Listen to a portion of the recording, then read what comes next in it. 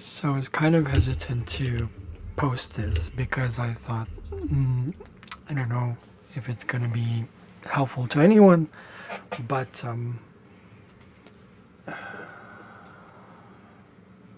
things have been coming up again, and I think it's just normal to be in this process, when you're human. And one of the things is like, I don't know, it just popped into my feed and I saw it. Well, it was actually at the end of the video I was watching, and it's like a recording by Teal Swan 4 years ago. And it was about feeling safe. And at first I was like, okay, well, I'm going to watch this, and thought, okay, maybe there's something I'm missing here. Then I realized how remotely, like, wow, you can probably say, like, being gay man, it's like, okay, it's a woman thing. Yeah, okay, you're a gay man. Okay, good. Yeah, okay. It's tied into that. We got the point. But I don't think so. I think that not all men, specifically gay men, are very much, every person is unique naturally. But in my experience, safety is like an absolute fucking must. Like, I mean, till today, I still go home and I shower and I, wash my hands and all those things because of the whole fear of the virus thing. And it's just kind of like a residual thing. I still go out there. I still, whatever do I can, whatever, I don't know, but it's still there. It still lingers. And I don't know. I think it just got stronger, not only with the pandemic as I got older. And safety. So she talks about the whole, like, why women feel. I'll show you the basic video. This is the one. It's called "What Every Man Needs to Know About a Woman." But I thought it was like, okay, why am I watching this one? Because I'm like, well, I'm not straight. But I was like, okay, well, I'm gonna watch it. And she talks about how some things that just what rang for me was like what resonated was the whole, like, how I'm pretty much like the same thing. And most people don't realize that, well, at least the people that I've told, and it's okay that they don't realize this because, they're not me and I'm not them, and that's a part of the journey thing. But in reality, from at least a very 3D perspective, or at least in this perception, or at least being human, is that when I talk about safety, I mean safety. I mean, and I use it like the manly reaction to it. If you watch the video, you'll know what I'm talking about. She talks about how men respond through something about anger. It's a very Mars thing, it's very sun, solar, Mars, very masculine sort of energy. But I usually don't react that way, actually. It's more about the public persona sort of thing that I have.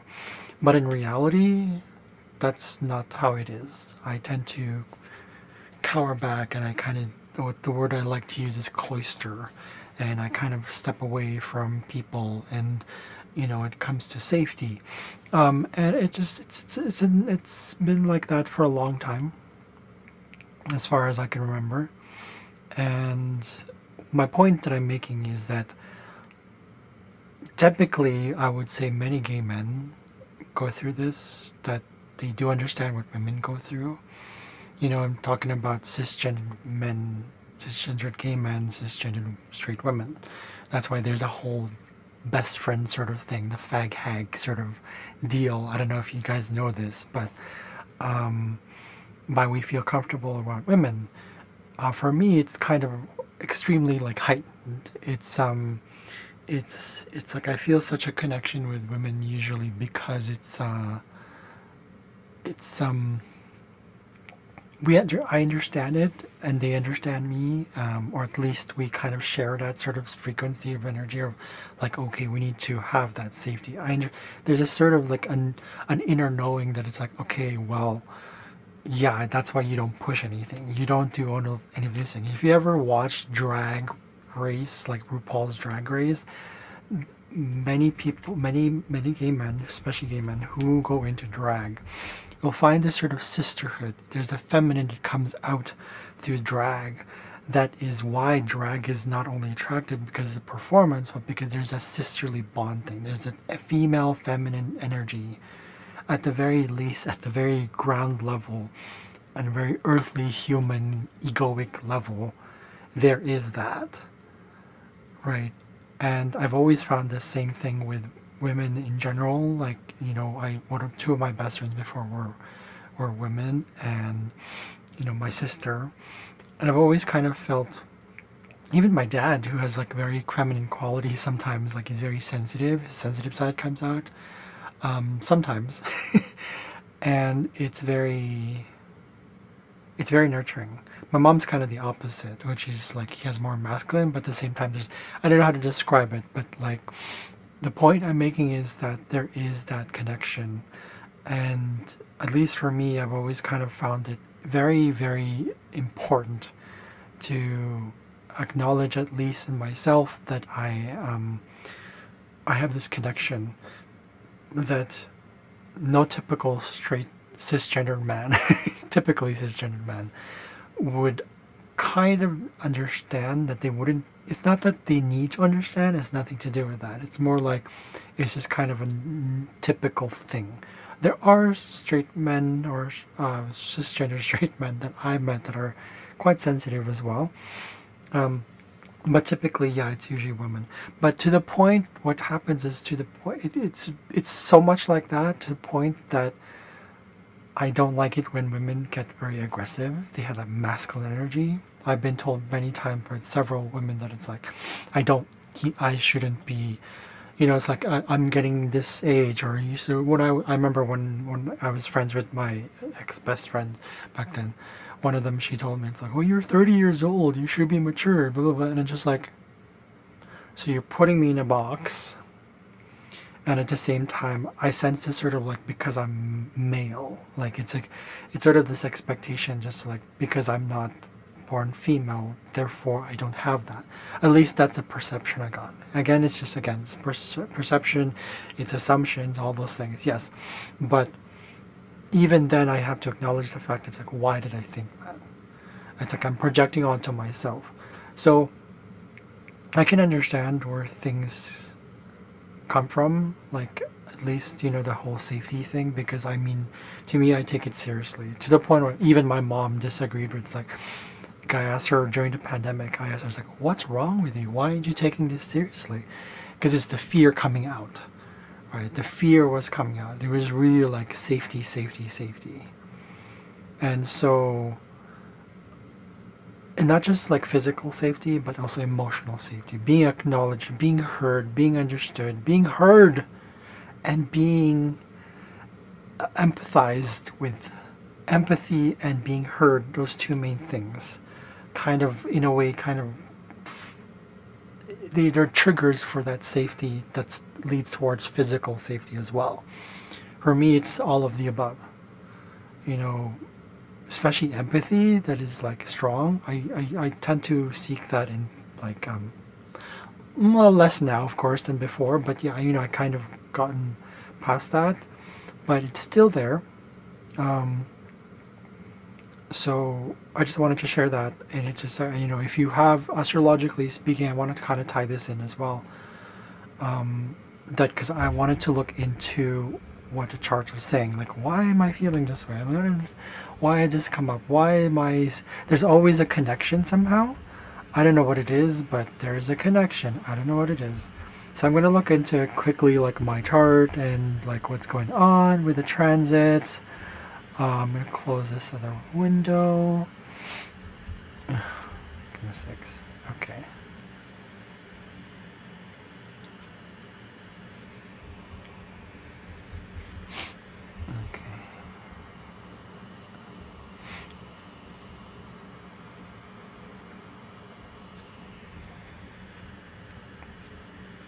Okay. So not that you need to really see that, but I usually have strong Artemis. You can see this. Artemis is conjunct my sun. Artemis was she's the moon, and I have sun square sun trine moon. And for those who have strong moon placements, and it's also because I have Cancer, the moon rules my chart. But so what that means is the moon is emotions. And so for me, that's a deep thing, especially with Artemis there. Look at that. Artemis is conjunct my sun, so I'm pretty much like Artemis. I looked into my notes and what Artemis is, she's like she's always kind of been defensive. But when I say defensive, I don't mean like, oh, not necessarily, but because I understand that it's like being defensive to the point where it's like you can't take the wrong turn. You have to be gentle. You have to be like, and you have to have a sense of that purity. I looked at it, looked it up, and it's like, okay, what's purity in this case? Well, yes, there's purity, but there's also like commitment to that, the loyalty that is kind of expected. And so for those wherever your Artemis is in your chart, look it up. Look it up and see where it is. I also have Lilith right there. Fucking like Lilith asteroids. So I'm very much like into the rawness of things. I have so many things like Diana. Let's take a look. 7 degrees. Okay, 7 degrees square. Okay, square Vesta. I'm looking at many of the asteroids that are like feminine, like very feminine energy for me at least. So Diana is square retrograde, so that being able to process everything emotionally you can see Diana is retrograde for me. It's retrograde Diana is like an inability to kind of hone in the emotions and that kind of internal processing, especially with like the public. This is 10th house stuff, right? Those are just examples. Like Circe, 27 degrees Pisces. For Circe is about creating boundaries and saying like, if you want to fucking like get to know me, if you want to have my help, you better do the right thing. It's a very, very sort of like, it's working with like unknown magic. It's like your own power. It's like Circe is creating your own sense of like this sort of power that nobody can just cross. Or here, let's take a look. I don't want to get too technical about this whole thing because that's not what this video is really about. But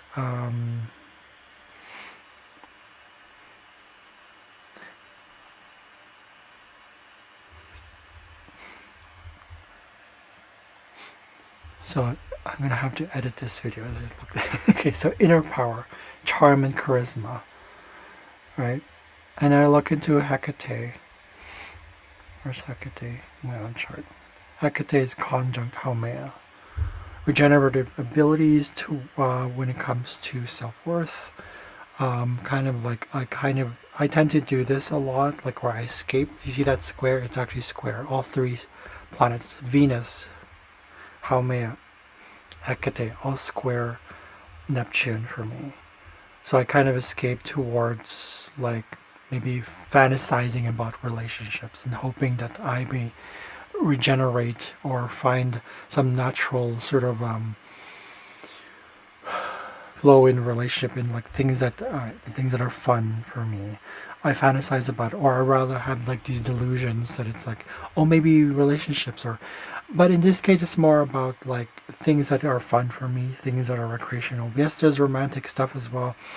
I used to kind of fantasize a lot about that, but now it's more like it's kind of changed, and that's why I decided to get into my progress chart. This is the progress chart for myself. So let's take a look.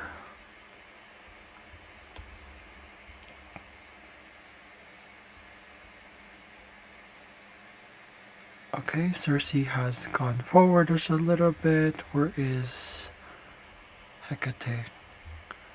Hecate is also gone just a little bit forward, away from Haumea.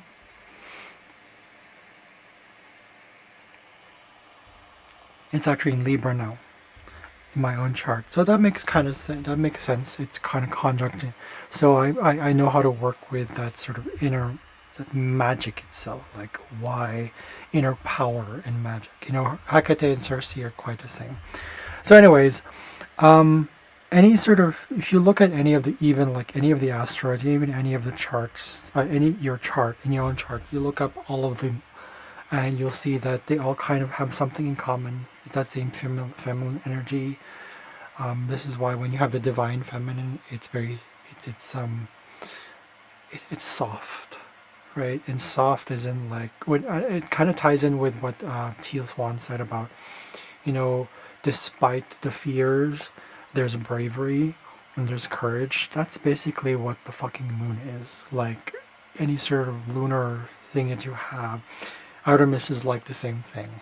Basically, that's what the feminine energy is.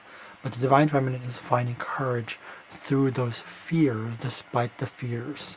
But the fear is still there, you know? And the approach is to go at it through that whole, like, if you need to fucking isolate, go isolate. If you need to defend, if you need to defend. But not about anger. You know, it's about creating that thick ass fucking boundary. It's pretty much like cancer. You're into right there.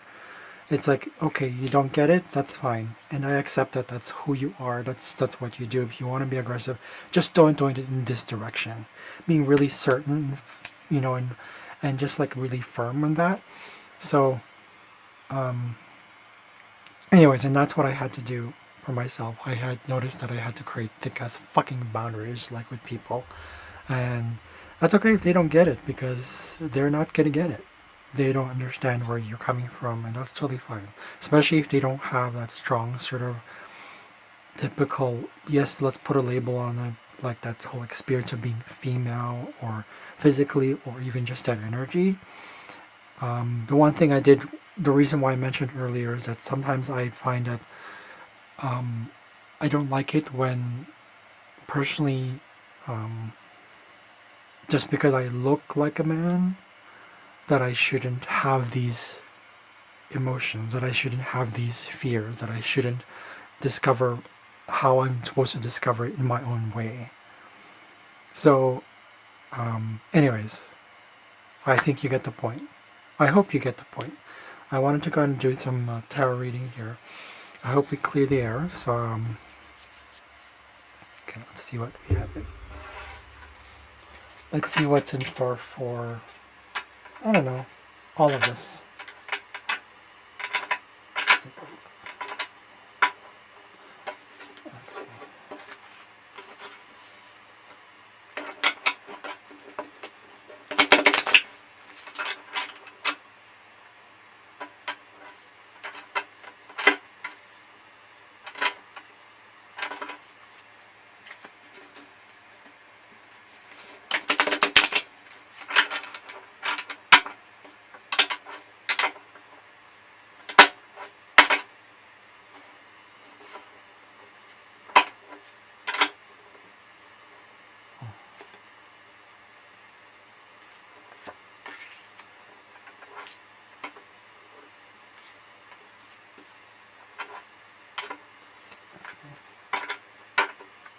I'm going to do 4 cards again.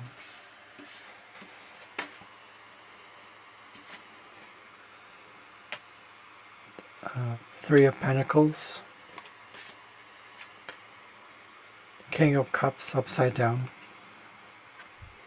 King of Cups, King of Cups, you can see that. The Emperor upside down. Okay. Interesting. 5 of Wands, also upside down. Okay. This one I've gone through this a little bit. Something about, I keep getting like reminded of putting in the work and nobody acknowledging it, or rather, Three's a company or something like that. Something sort of feeling like people telling you what to do and they want you to kind of just follow through what people want. King of Cups.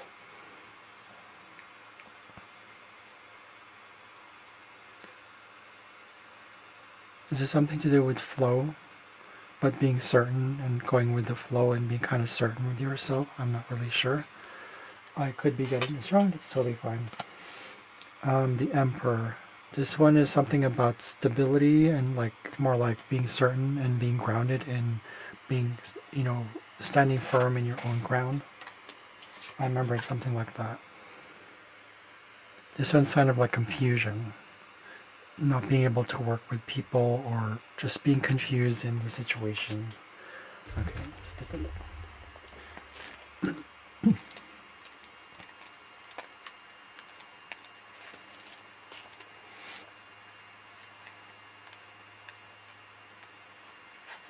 Professional growth, material gain, proving yourself, confidence, strategy, being aware of your potential, getting together with others, team spirit, recognition of skill, being obsessed with detail, too dependent on others' opinions. So it's knowing where you are, where you stand in terms of like your gifts, but kind of wondering like, yeah, being kind of dependent on others in their opinion must be kind of something that people are going through right now. I don't know, for me, I probably still feel that way sometimes. King of Cups.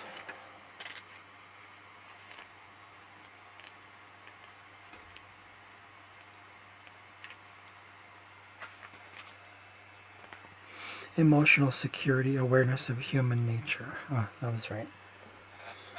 Okay, a wise person accept one's limitations, keeping your head in the crisis, acting from controlled emotion rather than instinct, evaluating the situation, creating a balanced atmosphere. That makes sense how when I looked up our not just Artemis, but Diana, I believe Diana is in my progress chart. It's where I'm transforming it to my 8th house now instead of the 10th. That makes sense.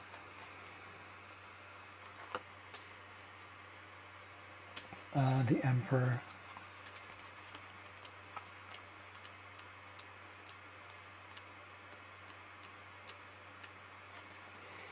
Insensitivity to others, to their feelings and passions, sort of dogmatic thinking, orderly chaos, establishing laws or family values, taking control of a situation, structured thoughts, sticking to the rules. Yep. I put in my older video, a previous one before this, where I just said no because, my parents changed the schedule and all those things, and I wasn't clear with it, and again, that was on me kind of thing. But, really sticking to your guns and just being, but at the same time also knowing that, regarding mistakes, you make it and you just go, okay, and you analyze and you put it, you list it, maybe you list it down mentally or physically or whatever it is, and just kind of like, okay, I acknowledge my mistakes, but I also acknowledge the fact that that's not what I want, right? We talked about the whole Libra thing. There's this very Libra thing about depending on others and projecting onto others what you feel is true to yourself. We do this a lot with relationships, people pleasing, right? But more than that, it's about, the whole like, they're going to satisfy what I need. They're going to be the one to bring it forth, bring about like my own happiness.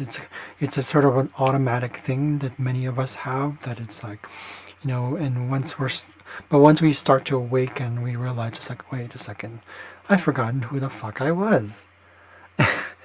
And it's, I don't know, and to me it's just like, okay, well, let's backtrack a bit and just like ignore.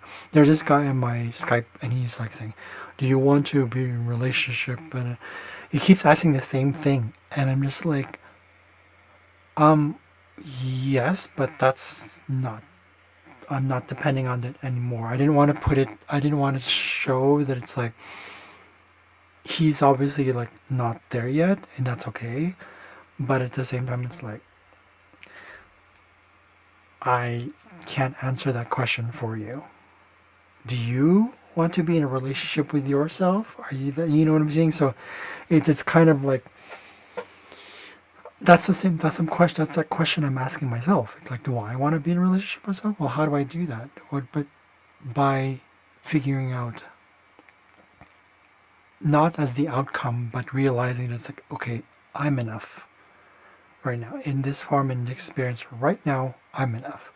And you just go, you learn on the way, you learn on the way, you learn on the way. As my coach, one of my, three of the coaches, they always say, trust the process, trust the process. So, last card, 5 of Wands.